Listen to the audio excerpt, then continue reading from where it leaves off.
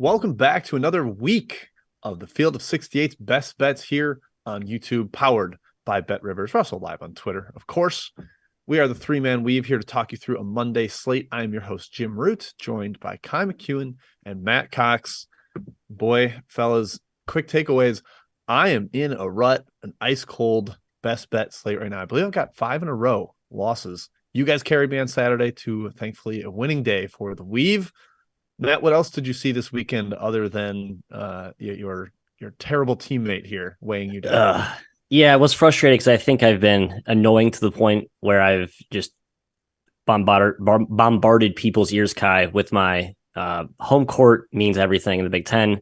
Also talked about that in other leagues, but sure enough, Wisconsin, Indiana failed to cover at home.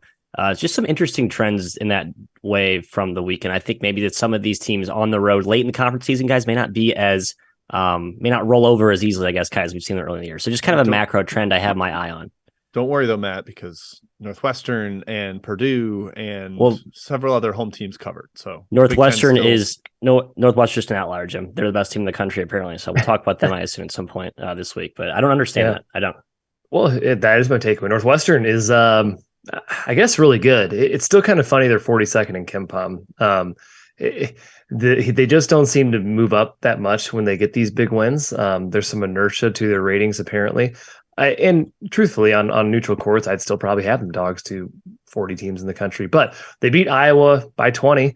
They are in second place in the Big Ten. They are a 6th seed right now in the Matrix, and they've been objectively impressive. It's like they switched bodies with Ohio State this year, Jim. Ohio State 3-13 in the Big Ten. Probably more performance we saw that coming from Northwestern. But here they are. They're going to the NCAA tournament, man. It's exciting. Invasion of the body snatchers. Yeah, Ohio State's one home win over Iowa away from pulling a Chris Collins, Kai, which would be losing 10 games in a row in the Big Ten, something he traditionally did annually, but he's turned it around this year. So impressive stuff from Northwestern. My takeaway is these Carolina Blue Boys are not very good. Sorry to our producer, Jacob, behind the scenes, a UNC grad, but man, tough loss at NC State. Now 5-11 against Q1, Q2 competition.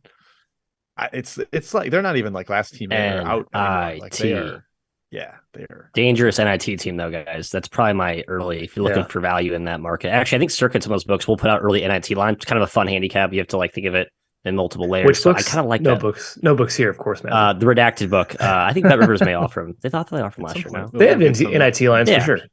Yeah. Check those out. Actually, only check those out. How about ACC tournament lines? How about that? UNC will be a popular choice, I'm sure. Yeah, I can see that. Matt, where's the Final Four of the NIT this year? Not at the Garden, right? Which is ridiculous. Where is it? I have no clue. Vegas. Oh, wow. Vegas. Oh, okay. All right, I'm back in officially. Still a little bit annoyed that I think the Garden is a sacred hardwood hoop spot. It's at the Orleans. But all right, let's get into today's slate, guys. We'll pivot to today. 2 teams that looked absolutely dominant over the weekend. That would be Kansas and TCU. Kai, Kansas with a little first half head fake, getting down to a hot shooting Baylor squad. And then the second half of all second halves, 55-26, demolished Baylor. That was the A+ game from Kansas that we maybe not become accustomed to seeing, but we know it's in there. Meanwhile, TCU gets Mike Miles back and obliterates Oklahoma State. Yeah. They've been awesome with Miles recently. How do you look at this game? TCU, a 1.5 point home favorite here. Kansas, by the way, 13 Q1 wins. The next highest is 9. They could be the number 1 overall seed when all is said and done. Their resume is stupid. Number 1 strength of schedule also. But yeah, this game, Mike Miles, obviously huge. Without him in the lineup, those 4 games that he missed recently, 0-4 against the spread, straight up. Overall, during the entire season, 1-5. With Miles in the lineup, 13-7 against the spread. Clearly a much better team, much higher ceiling. Kansas, Jim mentioned, to beat Baylor by 29 points in 20 minutes is pretty ridiculous. Clearly, they were firing on all cylinders. Now, this game is at TCU, and we did see TCU punk Kansas at the Fog by 23 earlier this season. Can they do it again? Perhaps. I am sort of leaning towards TCU. It's come back down a little bit to 1.5. They took money up to -2. Yeah. It is a huge spot for them still to get another quality win, to get over that 500 mark in the Big 12. And KU seems... If I was KU, I'd be, we're a 1 seed. We're pretty much locked in there. Yeah. Obviously still playing for something, still trying hard. They're college athletes, but I lean towards TCU here at -1.5. I do too. Just terrified of that Bill Self in conference revenge angle. We talked about it ad nauseum over the weekend, so I don't like going against that. In the second half, promptly reminded as to why that's probably there's some real teeth to that data. It does feel like a cheap price though. We're getting the good TCU, one of the stronger, against good competition with all your horses versus what they've done without. So I think there is value here on the Horned Frogs. Man, I don't know. I just can't go against Bill Self right now, just given that, we talked about that angle. I think it's very real coming down the stretch for Big 12 play, Jimbo. Matt, let me throw it right back to you. Do you think that is mitigated at all by the quick turnaround, having to go on the road, maybe less time for adjustments, 48 hours here? Is there something to that? And the nature in which they came back, right? When they cruised to Baylor, when they had to really turn on the jets there for a full 25 minutes to cement that comeback. So yeah, I'm still on TCU side here. I'm not sure why I haven't laid this yet, Kai. Just something about Kansas scares me. Yeah, I lean TCU as well. Kai, you mentioned the Miles stats. He actually just missed, I'm calling it 6 games because he got hurt. And they were 1-5 against the spread. The last 6 he has played, 5-1 against the spread with an average cover margin of 13. Like they are smashing different teams with him. Yeah. And I think they're very undervalued in some of the predictive stuff because of that. I think they're like a top 10 team, maybe even like top 8 with him in there. I agree. And maybe I'm, going too far on that one, but I am a Horned Frog believer. Matt, you mentioned the Bill Self turnaround stuff. I do think just with 48 hours, you don't have time to have a super specific game plan. Yeah. I'm sure they were watching film of TCU a little before that as a coaching staff, but you're definitely not introducing that to your players with that Baylor game on deck. So given what TCU did to them in the first game, I lean the Horned Frogs as well. The one matchup or maybe anomaly from that game is TCU was hot early. They hit a bunch of threes, and I think that changes the complexion of the game. It got them, Kansas was already trying to recover from that one and never really ended up able to do so. Yeah. Their supporting cast did nothing. Jalen Wilson had 30. The rest of the team had 30. So we'll see if they're able to give a better effort. I think DeJuan Harris had 16 in the second half alone against Baylor. Yeah, Lampkin struggled last game, but I don't think they need him in this matchup. It'd be nice to have him as an X factor, but even if he's sort of not at 100% or at his best, it's not a huge issue against Kansas in this one. Yep. All right, next up, the other Big 12 game of the night, that is Oklahoma State at West Virginia. Mountaineers really starting to put themselves in a tough spot, backing their way to the bubble. Just too many losses at this point. Matthew, they are laying 5 against Oklahoma State, who had been trending up until they ran into the TCU wagon over the weekend. What are you looking at with this one? Yeah, do we think the Pokes are maybe being slept on in the spot because they just played Kansas and TCU? Maybe you get a poke effort that reminds you of the Oklahoma, TCU, Texas Tech, Iowa State 4-game win streak. They put fourth right ahead of that with Cisse back, and obviously we talked about how Caleb Boone's been the engine for that team. Without Avery Anderson on the perimeter, who's out, so we've been worrying about kind of their backcourt. But it's been good enough for me. I kind of am all the way out on West Virginia at this point. I just think that they're the situationals. I know, and I've been the big. I know. I'm sorry, I've been a Huggins guy all year, and I just don't see enough consistency with this team. I think all their wins, you go back and look at them, they're in good spots. They play teams at the right time of the year and their inflection point. I think the Pokes going to win here tonight. Yeah, they've played well without Avery Anderson, but they have dropped their last 2 straight up and against the spread. Good teams they played in those 2 games, but still, maybe it is catching up with them a bit. And Jim mentioned West Virginia is in danger zone. 3 straight losses. Texas Tech at home was their last one. They're still a 10 seed in the bracket matrix right now, but 15-12, 4-10 in the Big 12. That's an eyesore. Oklahoma State won game 1. It was ugly. West Virginia scored 0.88 points per possession. I know we had some questions about the under in this game. I do lean towards that. Efficiency is not really what you want to look at usually when you're looking at totals. It's usually pace. And the first game played 68 possessions, relatively slow for these 2 teams in the Big 12. And West Virginia has been playing very slow in conference play. So I guess I would lean towards the under here, especially no Avery Anderson. That kind of de-incentivizes Oklahoma State to run and obviously hurts their scoring. West Virginia is much better at home this season, Jim. It should be a highly motivated spot for them, but 5 does seem a bit high, or at least around the right number. I'm staying away. Yeah, I think these teams is closer to equal rather than West Virginia better on a neutral. I think they're almost the opposite of TCU, where their predictive stuff is a little inflated from some early season blowouts. The beating Florida by 30 is definitely helping continue to inflate that a little bit. That kind of result. I don't see them they've only won 2 Big 12 games by more than 5. Excuse me, 3, but one of them was on the road. it's just not a team that's been blowing quality competition out in the league. And Oklahoma State's been really feisty. I also like the under. I think that the tempo is slower, and with no Anderson and more Cisse back in the lineup for Oklahoma State, trends that way. Oklahoma State just played a track meet with TCU, but I think it just turned into a pickup game in the second half when it was a 25-point margin the whole way. So lean Oklahoma State in that one. One more angle there. West Virginia, they've been a strong first half, second half split team. They've been blowing a lot of leads lately. West Virginia fans would tell you that. So maybe target West Virginia first half if you must. Also, I mean, how many crazy second half comebacks did we see Saturday? Maybe this is like a theme. Probably could just be variance, Kai, but just it's in the back of your mind. Let's go to Minnesota at Illinois. Big Ten country.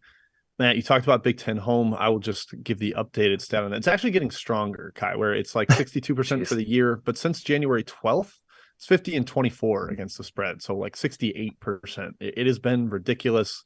You are really getting dicey trying to find the other side of that, trying to find a couple road teams that will cover. So why should we not back the Illini at home? Yeah, well, big time kudos to Illinois to begin with for their effort against Indiana. That was impressive. They led most of the game without Terrence Shannon. And Brad Underwood said after the game, 3 guys had strep throat. Whether that's an excuse or not, we'll see. But still, an impressive effort. I was impressed by Illinois, especially after they rolled over against Indiana at their place. It should be a nice, relaxing win for them tonight, frankly. They smoked Minnesota at the barn by 18. The Gophers just aren't on the same level as the good Big Ten teams. They're 222nd in KenPom. Matt, Ben Johnson knows how to muck games up, knows how to slow pace, and perhaps Illinois is a bit sleepy and this one stays in the low double digits, but Minnesota's offense has no juice. And I think Coleman Hawkins is a pretty perfect counter to Dawson Garcia defensively. Yeah, I lean slightly to Illinois at minus 14.5, but it is a lot to lay, kind of a sleepy spot. Yeah, it is. And this is getting to a part of the schedule where, for example, Minnesota they play Wednesday and then they get on Saturday. Illinois plays Thursday, Sunday. So it's getting to a pretty condensed part where if you're the favorite, maybe you're not looking to run your horses out there for 35 minutes. But Illinois is deep. We've seen their guards, like these young guards, really step up. I think they have more weapons. And they took Indiana wire to wire without Terrence Shannon. That was a pretty impressive effort, in my opinion, from Illinois, even though they did not get that win. I'd still lean their way. Minnesota's just been non-competitive. It's that simple, right? You can't stay within 10 points against Iowa, Maryland, Rutgers at home, or Rutgers on the road, Northwestern on the road, Iowa at home. They really haven't played a good game since January 25th against Indiana, which was a sleepy spot for IU there too. So I'd lay Illinois, I think, here if you have to take some. Yeah, especially Minnesota on the road. Like the recent results have been lost by 35 at Rutgers, 20 at Northwestern, competed at Michigan. Okay, tip of the cap, but Michigan is kind of their own, has their own issues. So yeah, I Minnesota, not a team I'm a huge fan of. Matt, I feel like you kind of talked yourself into Delante's angle from the chat. The first half, Illinois, you're saying with that schedule spot, maybe you don't want to push your starters late in this game. However, Illinois is pretty deep with Goody and Melendez back. They want to see those guys have some shots go through and have that rotation set as they go down down the stretch into the postseason. I just have to lean towards the home team and Minnesota not being super strong right now. Yeah. Worth mentioning, obviously, Dawson Garcia came back last game. Like, he missed a bunch of games before. It's almost like that team gets so underreported, we don't even think about them, that they exist. But yeah, I mean, he had 23 and 7. So, I mean, matters to some degree. Yeah. Shannon's status also TBD with that concussion. He didn't travel, so he wasn't even close to playing this weekend. We'll see if he's able to get right for this one 48 hours later. All right, next up, the ACC, Louisville at Duke. Duke laying 18, but Louisville, competitive, potentially booting Clemson out of the tournament this weekend. Kai, I'll go to you first here. Is that a sign of Louisville is feisty and starting to figure things out, or are we just kind of writing that off as Clemson was never as good as the top of the ACC that they appeared? Yeah, definitely not that good. Both teams kind of trending back up. Duke off that huge win at Syracuse. That was impressive, convincing. And yeah, Louisville took down Clemson by 10. Don't look now. Louisville's covered 3 in a row, and they've covered 5 of the last 6 games also. They have a little fight in them. Maybe it's a whole, hey, let's prove we're not basement material in the ACC and we're at least a decent basketball team. And fading Duke has not been a bad idea this season in general. They're 10-17 against the spread. It's a massive spread tonight, 18 points. We know Louisville is poor, but that is a lot of points. And Louisville does have some confidence. Again, they've been putting forth some high effort lately. While the Cards don't use it effectively, Matt, in my opinion, they do have a ton of size to throw at Duke, who is the biggest team in the country. Louisville's the 10th biggest, something like that. And Duke doesn't really force turnovers. They're not really going to punish Louisville's lack of guards, their thin backcourt. I'm going with the hotter team right now. That's Louisville. My best bet is Louisville plus 18. Love it. Yeah, I kind of think Duke's a buy low, but I think in this spot, it's a great time to fade them. They're just not a good team. They're not a good favorite team, in my opinion. They're playing slower, as Kai mentioned. They tend to get kind of dragged down into more half-court brawls when really they should be probably trying to showcase some of their talent and skill, transition more opportunistically. Tariq Whitehead's been a huge game changer. I mean, he was basically the difference in the Virginia game and the Syracuse game last week, and hitting shots off the bench. Louisville's got a soft defense. You can make shots over that, but still, I don't think Duke, the way this team's constructed, the form they're in right now, Jim, I would not lay 18. It's a hard lean to Louisville for me. Yeah, Whitehead's looking good. Lively's starting to put up some really lively-esque lines. Not too much scoring, but the rebounds, the blocks. You're starting to get the production from these top 3 recruits that you were hoping for coming into the year. Duke hasn't been healthy most of the season between Roach, Lively, Whitehead. That's been an issue. But yeah, I like Louisville, the way they've been playing lately. Kai, what you mentioned, covering games. And remember what happened last time Duke played a Monday game off a big win? They turned around and got smacked by Miami. It's a young team. They might not have the maturity level to maintain the same intensity within close proximity to another victory. So I think Louisville hangs around as well. Let's go to Chat Mob Part 1. Matthew, I believe you're my czar. Yeah, now that's specific questions. No love for the SWAC today, people. Nothing on the outline, but yet no questions on any question. I'll be honest, my takes have not been good in the SWAC, so I'm okay with that. But we have an opening macro question from Jeff, Jim, and Kai, to both of you.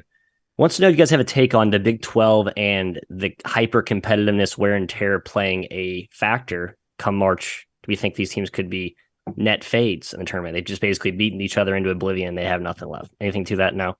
Nope, I don't buy that narrative at all. I think Big 10. Awesome.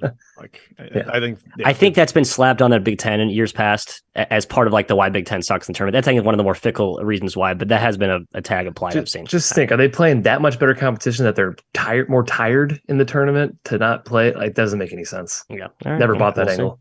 I think the Big 10 narrative should be a lot more about it's a big man the style, and it's how their teams are constructed. Let's hit the 2 Big West questions or games not on the outline. UC Riverside, Cal State Northridge.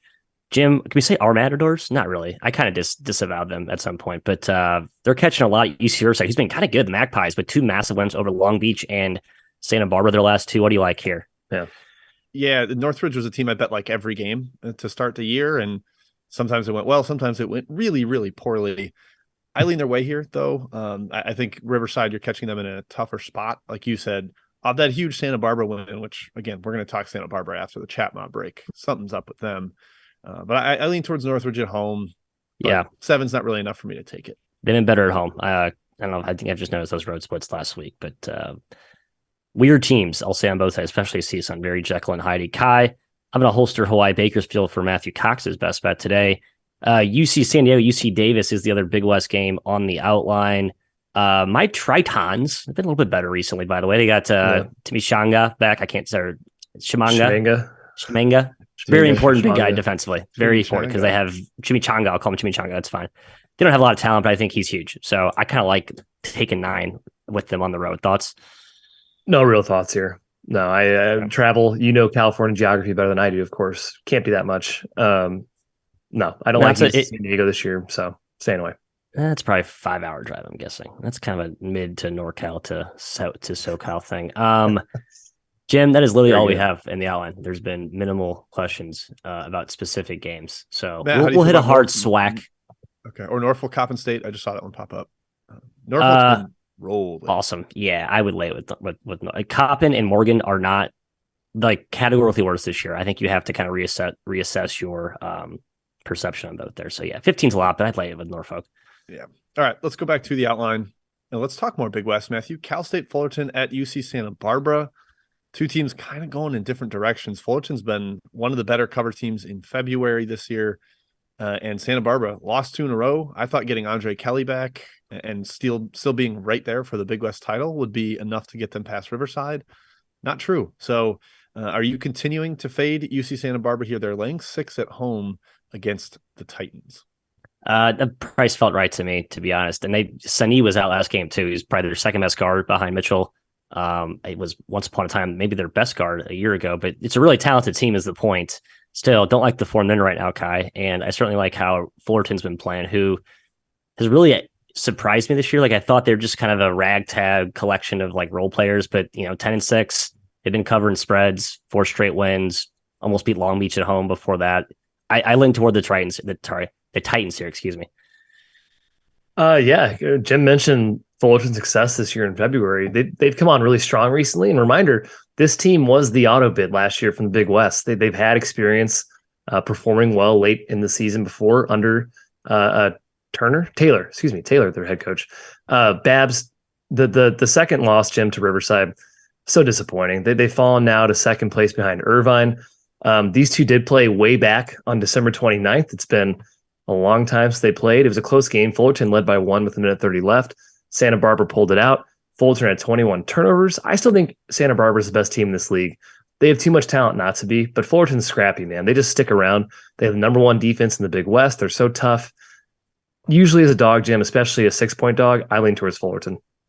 I'm going to go the other way. I'll take Santa Barbara here. I'm not super amped about it. Not my best bet or anything. I do think Fullerton is one of those teams we discussed that is heavy on free throws. They've been that way forever under Taylor. They love to get to the rim. They love to get to the line. Now they're on the road, maybe not as friendly of a whistle. I think that could be an issue for them. And as Kelly points out, UCSB way bigger inside. I think they can kind of smash a little bit in the paint. They did so somewhat successfully in the first meeting, and hopefully UCSB is a little bit locked in after 2 straight losses. I'll buy low with what Kai said. I agree, the best team in the league. But they are not leading the league. That would be UC Irvine. And we're going to discuss the Anteaters now. They are on the road at Cal Poly, laying 11 here, Kai. Anteaters are rolling maybe all the way to a league title right now. Do you think Cal Poly can at least keep it close? Well, I don't know, Jim. They were supposed to be a lot better this year, old Cal Poly. They were 21st in the country in returning minutes. Instead, they're 1-15 in the Big West. They've lost 15 in a row. They're never good. Yeah, Matt called them out early as not being good this year. He was right. They're 6-9 against the spread in that 15-game losing streak, so not like horrible from a number perspective. And game 1 was somehow close. It was the first game Baint Leuchten was backed for UC Irvine, and they beat Cal Poly by 1 point. The Mustangs can make games ugly. Their defense is decent, but I think Irvine outclassed them today. They are a much better team. They remember that 1 point game, Matthew. The spread's a bit high at 11, but I wouldn't take Poly here. Yeah, it opened at 9. I wouldn't lay it now at 11 for sure. I just don't think Irvine profiles is like an awesome favorite. I know they're scoring more this year. They have better shot making than they have in the past, but I mean, snuck by UC Davis. They were up big against UC Davis. I think Davis had a huge had a huge comeback to make that closer than what it looked like. That was in the wake of the Santa Barbara win, which was an asterisk as well because Santa Barbara was down Andre Kelly. Riverside at home, and then that Poly game you mentioned, they won by 1. I don't know, Jim. I think I lean that way if you have to play some, but I wouldn't lay at 11 at the current number. Yeah, I'm not betting this one either. Like you guys said, they've been a little erratic, and that's because they're so reliant on shot making. Like they can put a run on you, given the fact that they're an elite 3-point shooting team. But if they're cold, that's kind of an issue. Maybe they're less reliant on it now with Leuchten back. That could be a big factor for them. And yeah, they've been efficient against 2 pretty good defenses the last 2 games. So yeah, I don't have a good enough read on how bad Poly is. Are they just like totally abysmal? I don't know. So I'm gonna stay away from that one. Let's go to the MEAC. I saw some chatter about this game coming through in the chat. So we're gonna talk Howard at Morgan State. Howard atop the MEAC standings right now. Kyle, go to you first here. They're laying 6.5 against a team that has been pretty poor since Malik Miller went out. I think you can draw a fairly straight line between Morgan State's ATS results and his presence. Is that what you're looking at in this handicap? Yep, they've been terrible since the injury bug. It's not the same team. Miller's missed the last 7 games. They're 2-5 straight up and against the spread in that span. And one of their wins, by the way, was Norfolk State. Somehow they beat Norfolk without Miller. It was like the first game he was out. Really strange. Yeah, that weird boost teams get from that. Yeah. Howard's been dynamite in the MEAC. They're 9-1 overall. They're currently in first place. This spread, -6.5 on the road. I mean, I'm pretty sure KenPom has this at 2.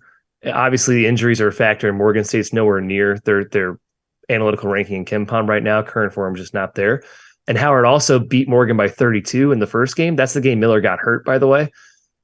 It's hard to take the points of Morgan here, Matt. Just the way they've been playing, the way Howard's been playing, the way that first matchup went. I'd probably go Howard or nothing, but it's a stay away from me at 6.5. Jim, there's always a point where you can bet the other side in the game, right? Game's open 3.5. It's up to 6.5, 7. If it got to 10, would you take Morgan? If it got to 15, would you take? Like, there's always a price. 4-point move at this point in the year just makes me tempted, to want to punch back. But no, Morgan State's just that bad, and Howard's just that good. So I guess I get the extreme money. Yeah, and Howard rolling as the season goes on makes a lot of sense. They play like 10 guys every game. Around December, they had 3 guys out, Hawkins, Odom, and Dockery. And it was like, all right, they're not the full self.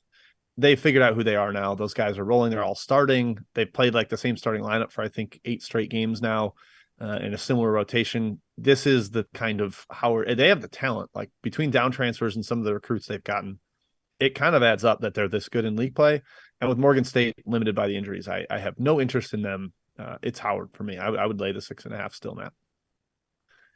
All right. The other one on the outline from this conference is NC Central and Maryland Eastern Shore, 2 teams that are, they were in the title hunt, but unfortunately they've fallen off a bit.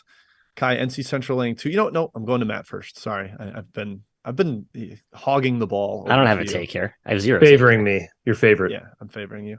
No, Matt, you're going to find a take. What do you got for us? NC Central -2 at Eastern Shore. Well, the market loves NC Central. Opened UMass as a slight favorite. Now it's up heavily to NC Central. I think they're just the more talented, higher class team. I think just in general, UMass's advantage over people is their effort, right? They kind of I think they just scrap. NC Central is just, I think they can combat that guy. I don't really see their usual tricks and whatever working today. So I'm going NC Central. No hot take though. Yeah, Maryland Eastern Shore, we mentioned it. They've been really good this season in the MEAC. They just got back in the win column after 2 tough losses to the best teams in the MEACs. They're playing good competition, those 2 losses. It wasn't just a losing to the dregs of the league. And NC Central is very talented. They just can't seem to get over the hump against the big dogs. They lost to Maryland Eastern Shore by 1 earlier this year. They lost by 4 to Howard on the road. They lost by 6 to Norfolk on the road. So they're keeping these games close with the good teams. They just can't get the win. And now they're favored by 2 on the road here at UMES. It kind of made me scratch my head. KenPom's got this UMES -1. I think it's due to injuries. Fofana and Voiles both missed last game for Maryland Eastern Shore.